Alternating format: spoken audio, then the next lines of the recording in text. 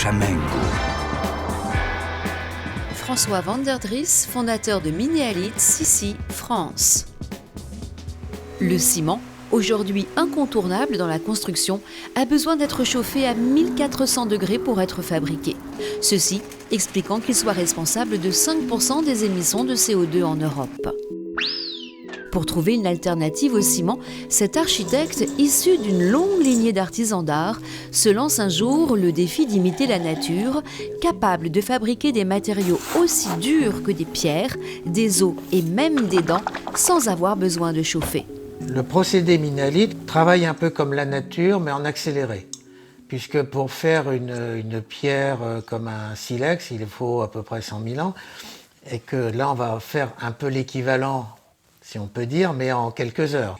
Son secret, avoir mis au point un liant liquide d'origine naturelle qui permet d'agglomérer à froid n'importe quelle poudre minérale qui va durcir en séchant. Dans le processus, on va recréer une pierre qui n'existe pas. Et ça, c'est extraordinaire.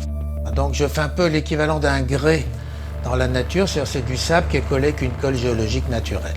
C'est un combat quotidien, c'était parfois très difficile. Et j'avoue que certaines fois j'ai failli arrêter et que heureusement que j'ai une femme optimiste qui m'a toujours soutenu.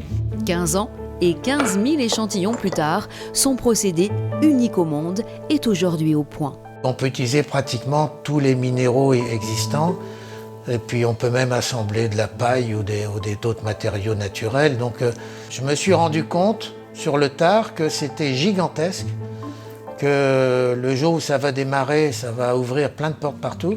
Son liant, à base de silice, n'est pas sensible aux pollutions chimiques et résiste à des variations de température allant de moins 150 à plus 1600 degrés. Le jour où les gens vont comprendre, tout le monde va s'y jeter.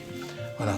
Donc j'aimerais bien que des équipes dans ma région, mon pays, me rejoignent et qu'on avance ensemble. Je pense que c'est bien pour l'humanité. Grâce à François, le secret de la construction des pyramides serait-il en passe d'être levé ? Si vraiment je suis dans la lignée de ces anciens, je vais faire un bâtiment, par exemple, qui aura une garantie de 4000 ans. Quand un bâtiment en béton aujourd'hui, il a 150 ans, 200 ans maxi de dureté prévue. Donc on n'est plus dans la même tranche de produits. Et comme on parle du durable aujourd'hui, je pense que c'est important. Alors, prêt à changer radicalement nos modes de construction ? Voilà.